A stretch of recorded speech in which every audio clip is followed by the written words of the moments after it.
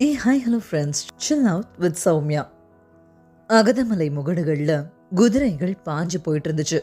பாரி, காலம்பன், கபிலர்னு 3 பேரும் கூட ஒரு வீரனும் எவ்வியூர்லேருந்து புறப்பட்டு 3 நாட்கள் ஆகியிருந்துச்சு. இதுவரை 3 மலைகளையும் 2 ஆறுகளையும் கடந்திருக்காங்க. 5 நாள் பயண தொலைவில் காழகமலை அமைஞ்சிருக்கு. அதனுடைய அடிவாரத்தில் இருக்கிறது தான் உப்பரை. கபிலர் இதுவரை பரம்புடைய காடுகளை நடந்து தான் கடந்திருக்கார். முதல் முறையா அகல விரிஞ்சு கிடக்கிற பெருங்காடுகளை மலை சரிவுடைய 2 பக்கமும் வியந்து பார்த்தபடி குதிரையில பயணிச்சுட்டு வந்தார். ஆனா காலம்பன் கண்கள்ல காடுகள் மேல எந்த வியப்பும் இல்ல. அவனுடைய வியப்பெல்லாம் முன்னால வேகமா போயிட்டு இருக்க பாரி எந்த அடையாளங்களை பாதைகளை ஆக்கி போயிட்டு இருக்கான்றதுலதான். குதிரைகளிலே பாரு சிற்றோடை கிட்ட நின்னான் பாரி.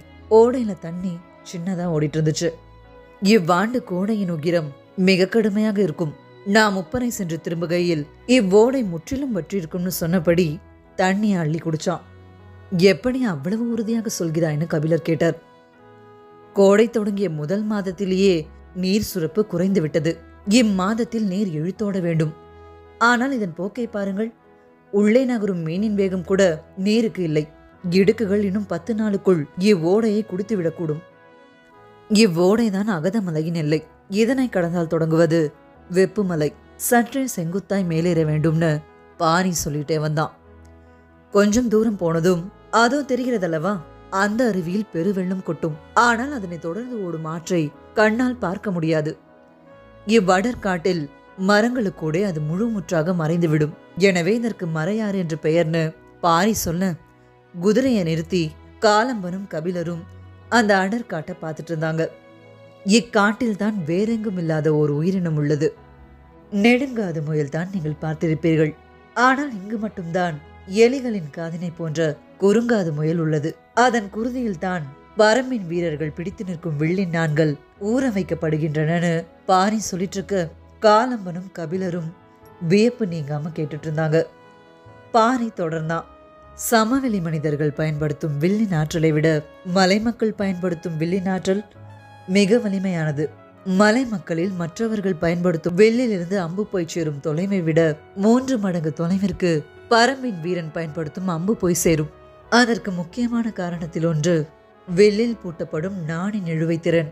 நாங்கள் பயன்படுத்தும் நரம்பினை குறுங்காது முயலின் குருதியில் ஊற வைத்து விடுவோம். இழுத்து தள்ளும் அதனது விசை அளவிட முடியாததாக இருக்கிறதுன்னு அவன் சொல்றத வியப்பு நீங்காம கேட்டுட்டு இருந்தாங்க கபிலரும் காலம்பனும். வெப்பமலையுடைய வடப்புற இறக்கத்துல தான் சூலூர் இருக்கு. அடுத்த 3 நாள் பயணத்துடைய வழியில ஊர்கள் இல்லைன்றதால அன்னைக்கு இரவு அங்கதான் தங்கினாங்க. சூலூர் தான் முடியனின் ஊர். அங்குதான் அவன் குடும்பம் இருக்கிறதுன்னு பாரி சொன்னான். முடியன்றது பெயர் இல்ல, தேக்கனை போல அதுவும் ஒரு பட்டம்தான். சமவெளி அரசுகள்ல படைத்தளபதின்ற பட்டம் இருக்கிறத போல பரம்புல இருக்கிற பட்டம் அது. பாரி தொடர்ந்தான். இவ்வுலகின் தலை சிறந்த வீரர்கள் இவ்வூரில் தான் பிறக்கிறார்கள். பரம்பின் மாவீரனே இம்மலையை காக்கும் பொறுப்பினை ஏற்று முடியனாகிறான்.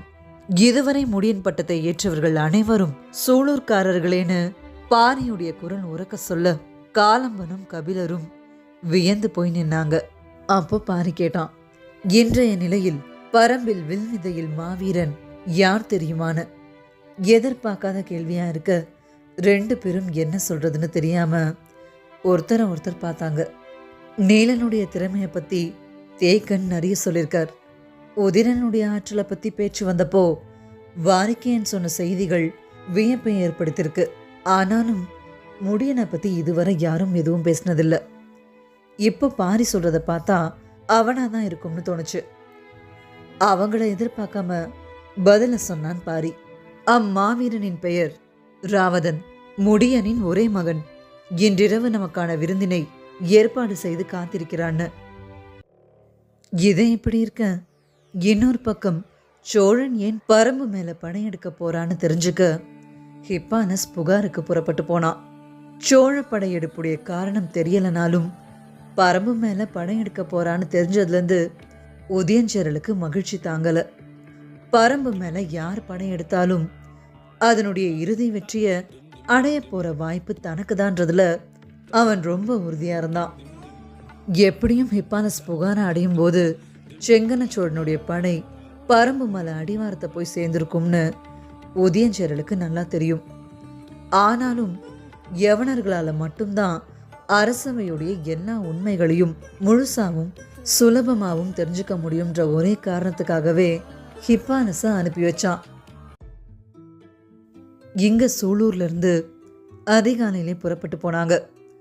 குதிரைகள் வேகமாக போக ஒரு இடத்துல நின்று, நாம் இவ்விடம் வளையாமல் நேராக பயணித்தால் வடதிசை நோக்கி செல்வோம். இத்திசையில் குன்றுகள் தவறாமல் ஊர்கள் உண்டு. ஒவ்வொரு ஊரின் தன்மையும் ஒவ்வொரு வகையானது. ஒரு நாளைக்கு 5 முதல் 6 ஊர்களை நம்மால் பார்க்க முடியும். தொடர்ந்து பயணித்தால் 3 நாள் பயண தொலைவில் இருப்பதுதான் தந்த முத்தம். அவ்வூரை சேர்ந்தவர்கள்தான் முதலில் யானைகளுடனான மொழியை உருவாக்கியவர்கள். இன்றளவும் யானைகளை பற்றி அவர்களுக்கு இருக்கும் அறிவுத்திறன் வேறு யாருக்கும் இல்லைன்னு சொல்லிட்டு அங்கிருந்து கிளம்ப, அப்போ காலம்பன் பாரிய பார்த்து கேட்டான், எந்த அடையாளத்தை வைத்து உனது குதிரை போகிறது? எதனை பாதை என்று யோகித்து பயணிக்கிறாய்? புறப்பட்டதிலிருந்து நான் அதனைத்தான் உற்று கவனித்து வருகிறேன். உனது பயணப்பாதை எனக்கு பிடிபடவே இல்லை. ஆனால் எவ்விடமும் தயங்கி நிற்காமல் பயணித்தபடியே இருக்கிறாய்னு சொன்னான். அதுக்கு பாரி, மலையின் எல்லா பாதைகளையும் விலங்குகளே உருவாக்குகின்றன. நாங்கள் கடமான் உருவாக்கும் பாதையே பயன்படுத்துவோம். முகடுகளின் வழியான நெடும் பயணத்துக்கு அதுவே ஏற்றது. ஆனால் அதிலும் சிக்கல்கள் உண்டு. கடமான் பாதை பாறை மடிப்புகளில் போய் சேர்ந்த பிறகு மீண்டும் எவ்விடமிருந்து தொடங்குகிறது என்பதை கண்டறிவது எளிதன்று. தொடங்கும் இடத்தை மிக கவனமாக கண்டறியாவிட்டால் எத்திசை போய் சேருவோம் என்பதே தெரியாது. அடற்காட்டுக்குள் போய் மாட்டிக்கொண்டு வெளியேற வழியின்றி நிற்போம்னு சொல்லிட்டு இருந்தான். உடனே கபிலர் கேட்டார், மண்ணில் அழுத்தமற்ற இவ்வகை பாதைகள் எளிதில் மறைந்துவிடும் ஆபத்தில்லையான்னு. கடமான் பாதை ஒரு பொழுதும் அழியாது. அதன் காலடித்தனத்தையும் அதன் பற்கள் பொற்களை கடிக்கும் வித்தையும் தெரிந்த ஒருவர் அதன் வழித்தடத்தை கண்டறிவது கடினமன்று. கொம்புகள் சிக்கிக் கொள்ளாமல் இருக்க முட்களையும் புதர்களையும் விட்டு விலகியே பாதையை அது உருவாக்கி வைத்திருக்கும். ஒரு வகையில் குதிரை பயணத்துக்கு இவ்வகை பாதையே ஏற்றது. இதில் முக்கியமானது கடமான் பாதையிலிருந்து விலகி மீண்டும் அதன் மற்றொரு பாதையில் போய் சேருவதுதான். அவ்விடைப்பட்ட தொலைவில் பாதை குறிப்புகளை நாம் உருவாக்கியுள்ளோம்னு பாரி சொன்னான். அதுக்கு கபிலர், எவ்வளவு கடினமான அமைப்பு கொண்ட பாதையை எப்படி எல்லோராலும் நினைவு கொள்ள முடியும்னு கேட்டாரு. பரம்பின் அனைத்து திசைகளிலிருந்தும் இவ்வகை பாதைகள் எவ்வியூரை நோக்கி அமைந்திருக்கின்றன. அப்பாதையில் தொடர்ந்து காவல் வீரர்கள் குதிரைகளில் பயணித்தபடிதான் இருக்கின்றனர். ஆனால் எவ்வியூரிலிருந்து செல்லும் அனைத்து பாதைகளையும் கண்டறிந்து அனைத்து திசைகளின் எல்லை வரை பயணிக்கக்கூடியவர்கள் மிக சிலரே. வாரிக்கையன், தேக்கன், கூழையன், முடியன் உள்ளிட்ட 7 பேரால் மட்டுமே அது முடியும்னு பாரி சொல்லிட்டு இருந்தான். இன்னொரு பக்கம் ஹிப்பாலஸ் புறப்பட்டு போன அந்த நாளே குடநாட்டு வேந்தனுக்கு ஓலை அனுப்பியிருந்தான் உதயஞ்சேரல். ஓலையை பார்த்ததும் குடநாட்டுடைய அமைச்சர் கோளூர் சாத்தனும் தளபதி ஏகல் மாடனுடன் வஞ்சிக்கு வந்தாங்க. அவைக்கு தன் தளபதி துடுமனுடையும் அமைச்சர் நாகரையனுடனும் வந்து சேர்ந்த உதயஞ்சேரல் பேச தொடங்கினான். நாம் முன்பு திட்டமிட்டதைப் போல ஆளுக்கு ஒரு முனையிலிருந்து படை நடத்தி முன் செல்ல வேண்டாம். சூழல் நமக்கு மிகவும் சாதகமாக மாறியுள்ளது. பாண்டியனின் பெரும்படையும் சோழப்படையும் பரம்பினை தாக்க முற்பட்டுள்ளன. நாம் அதுவரை காத்திருப்போம். அவர்களின் தாக்குதலை எதிர்கொள்வது பாரிக்கு எளிதன்று. அவனது முழுமையான ஆற்றல் பரம்பின் கிழக்கு வடகிழக்கு முனைகளில் குவிக்கப்படும். அந்த நேரத்தில் நம் 2 படைகளும் ஒரே முனையில் பரம்புக்குள் நுழைவோம். நமது பெருந்தாக்குதலை எதிர்கொள்ளும் ஆற்றல் பாரியிடம் இருக்க வாய்ப்பே இல்லை. எந்த பச்சை மலைத்தொடர் அவனுக்கு இதுநாள் வரை அரணாக இருந்ததோ அதே மலைத்தொடர்தான் அவன் விரைந்து வந்து சேர முடியாத பெருந்தடையாக இருக்க போகிறது. கிழக்கிலும் வடகிழக்கிலும் இருக்கும் தொலைமோடு ஒப்பிட்டால் சரிபாதி தொலைவிற்கு நாம் உள்ளே போனாலே போதும். நடுமலையில் நிலை கொண்டு விடுவோம். அதன் பிறகு காடு நமக்கான அரணாக மாறும்னு உதயஞ்சேரல் தாக்குதல் திட்டத்தை விளக்கின விதம் கேட்டுட்டு இருந்தவங்கள உரைய வச்சது. ஒப்பனையை அடைஞ்சு 2 நாட்கள் ஆகிருந்துச்சு.